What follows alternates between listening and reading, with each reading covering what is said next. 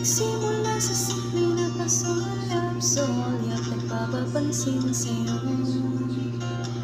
Umabot sa palitan ng mga mensahe, kilig na kilig ako.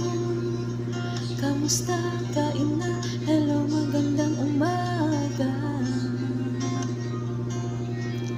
Ingat ka, pahinga, huwag kang masyadong magpupuyat pa.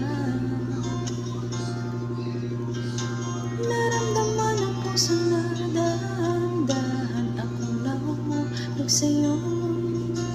Sa kada araw natin na buo, sa mayroon na namumuo.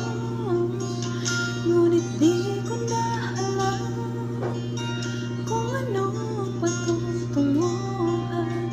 Ang hiling ko lang naman na itong naramdaman.